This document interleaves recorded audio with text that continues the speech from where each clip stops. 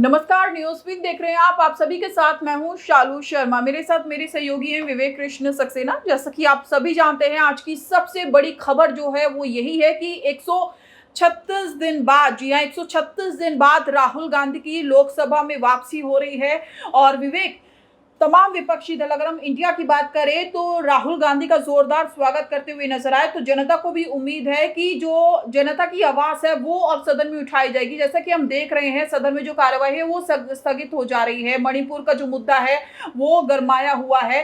तो विपक्षी पार्टी, यानी कि अगर हम राहुल गांधी की बात करें तो कितनी बड़ी राहत पार्टी के लिए?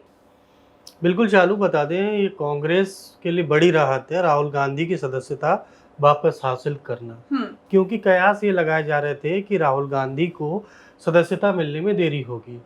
हमने भी एक प्रोग्राम किया था जिसमें हमने भी यही उम्मीद जताई थी कि इसमें देरी की जा सकती है। हो सकता है कि राहुल गांधी को अविश्वास प्रस्ताव पे बोलने ना दिया जाए, लेकिन ये वापसी जो है उस पर प्रहलाद जोशी जो संसदीय कार्य मंत्री है, उनका बयान आया। उन्होंने बताया कि 3 दिन की जो देरी हुई थी वो क्यों हुई। उन्होंने कहा छुट्टी थी जिसके चलते सैटरडे संडे ऑफ था, इस वजह से ये देरी हुई। हम कानून के हिसाब से काम कर रहे हैं और कानून के हिसाब से उनकी सदस्यता गई थी और कानून के हिसाब से उनकी सदस्यता उनको मिली है।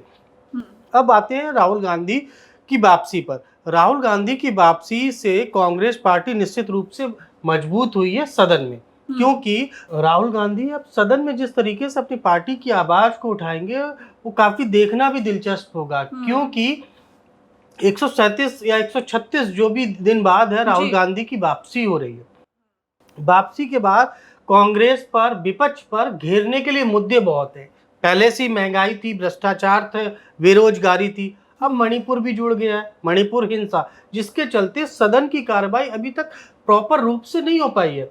बिल्कुल, प्रॉपर रूप से हो नहीं पा रही है, स्थगित कर दी जा रही है। मणिपुर का जो मुद्दा है बेहद संवेदनशील है और इस मुद्दे पर बहस होनी चाहिए। विवेक, अगर हम बात करें अविश्वास प्रस्ताव की, तो बताया जा रहा है कि मुख्य वक्ता यहाँ पर राहुल गांधी को बनाया जा सकता है। तो क्या लगता है, क्या कुछ मुद्दे उठाए जा सकते हैं? देखिए, जो अविश्वास प्रस्ताव लाया गया है उसके पीछे का जो रीजन है वो सिर्फ मणिपुर हिंसा है।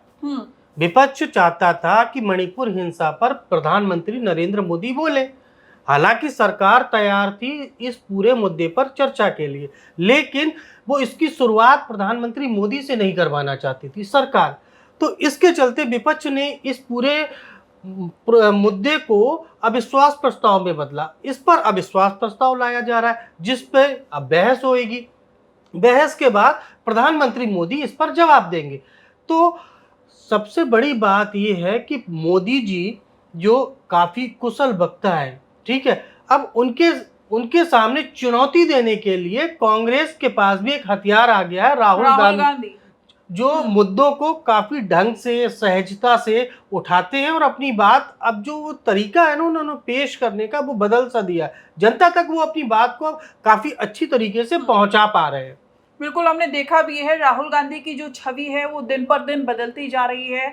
और अब जैसे कि वो अविश्वास प्रस्ताव के दौरान आपने बताया भी कि मणिपुर का जो मुद्दा है वो हो सकता है कि उठाया वो सबसे मेन मुद्दा वही रहेगा, वही मुद्दा मेन रहेगा अविश्वास प्रस्ताव के दौरान, मणिपुर हिंसा। विवेक, जैसे कि 136 से 37 दिन बाद लोकसभा में राहुल गांधी की वापसी, विपक्ष जो है वो पूरी तरीके से गदगद है, लेकिन भारतीय जनता पार्टी के चेहरे पर हम कह सकते हैं कि टेंशन सी बनी हुई है। बिल्कुल चालू, कांग्रेस दफ्तर में इस टाइम जश्न का माहौल है। अधीर रंजन चौधरी मल्लिकार्जुन खड़गे को मिठाई खिला रहे हैं वापसी के बाद। वो तस्वीर भी सामने आई है, वो तस्वीर हम लोगों ने देखी भी। मल्लिकार्जुन खड़गे कांग्रेस अध्यक्ष है जो, वो भी काफी खुश नजर आ रहे हैं। अखिलेश यादव भी बधाई दे रहे हैं, कह रहे हैं कोर्ट के फैसले का स्वागत कर रहे हैं। बिल्कुल, अखिलेश यादव, विपक्षी एकता जो है वो जो बात की जा रही है वो सामने निकल के आ रही है। सबसे बड़ी बात है अब सदन में कांग्रेस पार्टी जो अपने मुद्दे को काफी गंभीरता से उठाएगी। मणिपुर हिंसा को लेकर राहुल गांधी इसको लेकर भी काफी गंभीर है। राहुल गांधी मणिपुर गए थे, उन्होंने वहाँ के लोकल लोगों से, वहाँ के राहत कैंपों में जाके लोगों से बात की। हालांकि गृह मंत्री अमित शाह भी गए थे, लेकिन राहुल गांधी के दौरे के दौरान थोड़ा सा बवाल भी आपने देखा था, देखने को मिला था। तो ये बीजेपी के लिए झटका तो है, लेकिन ये कांग्रेस के लिए भी पूरी तरीके से राहत नहीं है। अभी उन पर केस चल रहा है, केस चल रहा है, तो ये राहत नहीं है। अभी उनको दोष सिद्धि से सिर्फ स्टे एक तरीके से मिला है, एक फौरी राहत ही कही जाएगी तो इसको। हम ये कह सकते हैं कि राहुल गांधी को अब फूक फूक कर कदम रखना पड़ेगा, जो भी वो टिप्पणी करे तो बड़ी सोच समझ के उनको करनी पड़ेगी, क्योंकि देखिए 2024 जो इलेक्शन है वो करीब है। नहीं, बिल्कुल। राहुल गांधी पर जब फैसला आया था उसके बाद हमने राहुल गांधी की एक बाइट सुनी थी, जिसमें वो कह रहे हैं कि उनका जो वो है वो क्लियर है, बिल्कुल माइंड क्लियर है, उनको क्या करना है उनको पता है, कैसे करना है, क्या करना है, सब उनको पता है। और जो वो बात कहते हैं कि सच की जीत होगी, ये सब बातें उन्होंने कही थी। शायद एक मेरे हिसाब से मेरे को जो लग रहा है कि राहुल गांधी और कांग्रेस एक पूरी तैयारी कर रहे हैं इलेक्शन 2024 के लिए, लोकसभा का जो इलेक्शन है उसके लिए पूरी तैयारी कर रहे हैं, और जल्द ही इसके रिजल्ट भी, क्योंकि विपक्षी एकता में इस टाइम लगभग 26 से ज़्यादा दल शामिल हो चुके हैं और जल्द ही मीटिंग भी होने वाली है। ऐसे में राहुल गांधी की सदस्यता वापस मिलना, सुप्रीम कोर्ट से फैसले पर रोक लगना, ये सब मतलब थोड़ा सा विपक्ष के पक्ष में जाती हुई चीजें दिख रही है, जिसका असर चुनाव में देखने को मिलेगा। राहुल गांधी इस टाइम लोकप्रिय हो रहे हैं। जब भी बात प्रधानमंत्री की होती है तो उनके सामने जो सबसे पहला चेहरा आता है वो राहुल गांधी का ही आता है। ठीक है, मोदी जी की अगर बात हो रही है तो उसके वर्सेस में राहुल गांधी होंगे, तो ये एक बड़ा मुकाबला होगा। अब तो हम क्या कहें इसे, याचिकाकर्ता के लिए झटका था, या फिर भारतीय जनता पार्टी के लिए, या फिर ये सत्यमेव जयते कोर्ट का फैसला? देखिए, कोर्ट का फैसला तो सर्वोपरि है, ठीक है। और जो आप बीजेपी की बात कर रही हैं, जिन्होंने आरोप लगाया वो भी बीजेपी के ही नेता थे, तो झटका तो जाहिर सी बात है बीजेपी के लिए। जब फैसला आया था तब बीजेपी प्रेस कॉन्फ्रेंस कर रही थी, राहुल गांधी की जब सदस्यता गई थी तब ये बीजेपी प्रेस कॉन्फ्रेंस कर रही थी, और जब उनकी सदस्यता उनको वापस मिली है तो बीजेपी के नेता इस चीज से थोड़ा बच रहे हैं, मतलब मीडिया के सामने नहीं बोल रहे हैं, बाइटें वगैरह पीसी वगैरह नहीं हो रही है। हालांकि सुप्रीम कोर्ट ने फैसला किया, उसका सम्मान करना चाहिए, हम सब लोगों को सम्मान करना चाहिए, कांग्रेस पार्टी भी उसका सम्मान कर रही है, बीजेपी भी सम्मान कर रही है। अच्छा, इसका जो फायदा है, कोर्ट का जो फैसला आया है, कांग्रेस पार्टी को तो होगा ही, लेकिन अगर हम बात करें इंडिया गठबंधन की, उसको कितना फायदा हो सकता है? शालू, इंडिया गठबंधन के लिए ये फैसला काफ़ी इम्पोर्टेंट था। राहुल गांधी एक बड़े लीडर है, मास लीडर कह सकते हैं उनको, मास लीडर है, जन नेता के रूप में वो अपनी एक पहचान बना रहे हैं, और विपक्ष को एक नेता की ज़रूरत थी। और ऐसे में देखिए, दो तरीके से मैं इसको कहूँगा कि ये विपक्ष के लिए फ़ायदा हो भी सकता है, नहीं भी हो सकता है।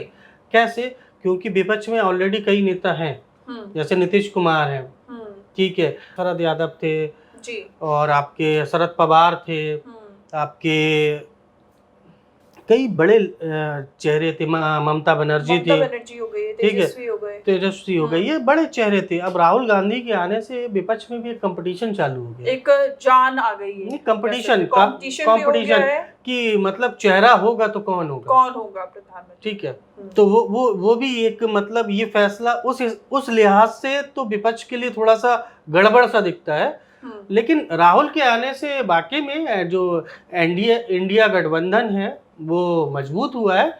और हालांकि राहुल गांधी जब सदस्य नहीं थे या जब उनकी सदस्यता चली गई थी तब भी वो मीटिंगों में हिस्सा ले रहे थे, उन्हें शायद उम्मीद होगी कि फैसला उनके पक्ष में आएगा, उन्हें भरोसा था कि जीत होगी सत्य की। हम कह सकते हैं एक तरीके से सत्य की जीत हुई भी है, जैसे कि पार्टी कहती हुई भी नजर आ रही है, और सदन को जरूरत भी थी राहुल गांधी की, क्योंकि जो मुद्दे थे वो उठाने बहुत जरूरी हैं जनता के।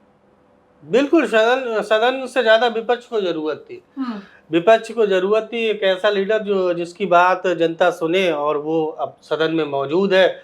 जैसे ही राहुल गांधी की सदस्यता बहाल हुई, आज राहुल गांधी संसद में पहुंचे भी, और वहाँ वो तस्वीरें भी सामने आई, हम सब ने देखा, राहुल गांधी बैठे हैं। हालांकि गर्मा गर्मी सदन में अभी भी चल रही है, मणिपुर हिंसा को लेकर लगातार सदन की कार्यवाही को स्थगित किया जा रहा है। अभी 12 बजे तक स्थगित कर दी गई थी, फिर उसके बाद चालू हुई, अभी बहस चल रही है। दिल्ली बिल भी आज राज्यसभा में पेश होना है, तो कई मुद्दे ऐसे हैं जिन पर गर्मा गर्मी आज सदन में देखने को मिलेगी। बिल्कुल, गर्मा गर्मी देखने को सदन में मिल ही रही है और मणिपुर का जो मुद्दा है वो काफी अहम यहाँ पर माना जा रहा है और मंगलवार को अविश्वास प्रस्ताव पर बहस होनी है। मुख्य वक्ता बताया जा रहा है कि राहुल गांधी को बनाया जाएगा। इसमें तमाम मुद्दे राहुल गांधी की तरफ से उठाए जाएंगे और जो सबसे पहला मुद्दा है वो बताया जा रहा है कि मणिपुर हिंसा का रहेगा। आप बने रहिए हमारे साथ। देश और दुनिया की तमाम बड़ी खबरों के लिए चैनल को सब्सक्राइब करना ना भूलें ताकि हर वीडियो का नोटिफिकेशन आपके पास समय पर पहुंचे। नमस्कार।